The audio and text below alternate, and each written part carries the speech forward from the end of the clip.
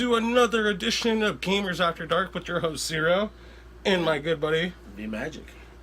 Sorry about that. But anyways, it's indulgent. But anyways, back onto it. Welcome to our two-part Sailor Moon tribute.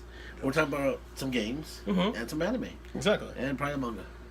In our second part, we're actually going to have an interview with, at the end of that video, will be the giveaway information. So exactly. Stay tuned for that second episode. And by the way, if you're actually a big fan of our show, hit that subscribe button, and trust me, it's all worth it because you can win that cool DVD and soundtrack.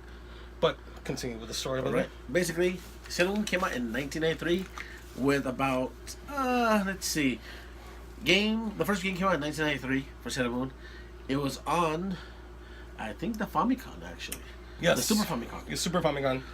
And also got a US release on the Super Nintendo too as well. Yeah, but it's basically the same system. Games count the same for that system. But that Famicom saw 9 titles in Japan only. Compared to how there's different titles for different... Famicom had a more bigger fan base for Sailor Moon. And the growth on how it was. Game-wise, yes. Yeah. But then Sailor Moon came out in 93 with the games.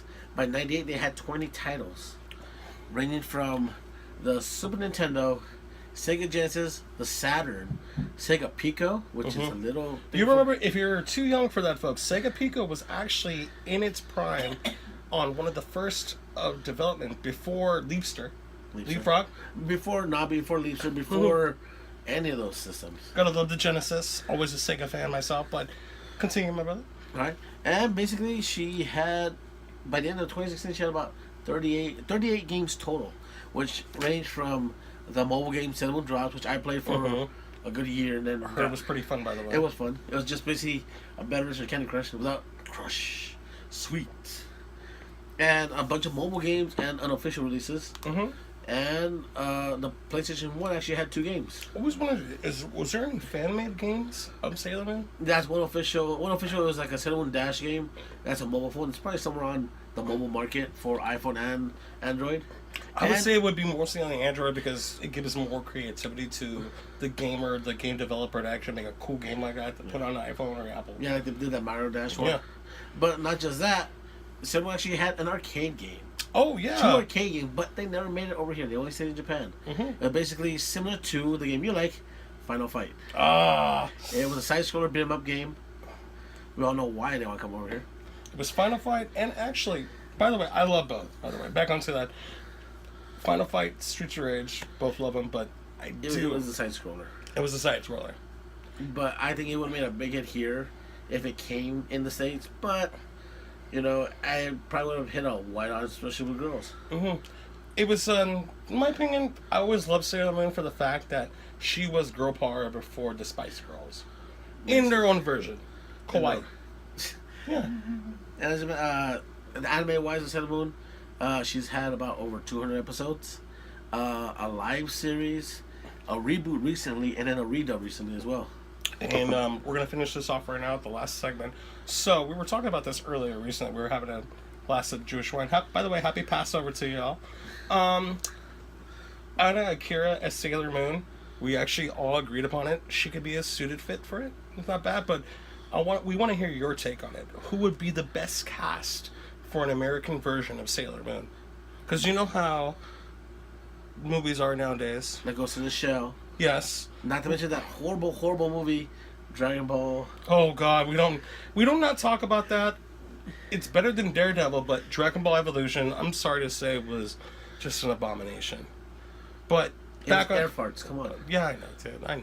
And not mention, it's not anime, but the Last Airbender movie was another horrible, horrible movie. Like, I like the series. The series was good. I love both, the Legend of Korra and Last Airbender, but this movie was horrible. It was horrible. I know you can't drink that one. I'm sorry. It was pretty bad. The thing is, the airbending sucked. The gravity. To me, it was like almost like a racist movie. Because if you saw all the firebenders were, Middle Eastern types. All the earthbenders were Asian. Yet the only white guy was an airbender. And the almost Latino lookalike was a waterbender. I hate to say it, he has a point, and it's kind of sad how... Go ahead. I have nothing else to say. He's completely right. But come on, if you ever seen the movie Shaolin Soccer, Oh God. there was a lot better airbending in that movie, which was a lower budget than the Nickelodeon version. Even Kung Fu Hustle had more graphics than that, dude. Remember Kung Fu Hustle? They had better technology. They had lower technology and made a movie come out looking good. The fact that it was cut and paste on an old movie, Yeah. and it looked pretty good. Yet this movie cannot pull it off. That's crazy. But like back to the topic, Yes. I want you guys to comment down below. Mm-hmm. Who you think would make a good Saturn moon? Mm-hmm. Mars, Mercury, Mm-hmm. Venus, and Jupiter. And by the way, to finish out the last note, Scarlett Johansson as as Sailor Who. She would probably do a good Jupiter, maybe. Yes. Maybe. Yeah. Maybe. And anyways, folks, as we always say, we're gonna be coming up to another episode to be continued. So see you soon, Space Cowboys and girls, and Show love to your old systems. bye.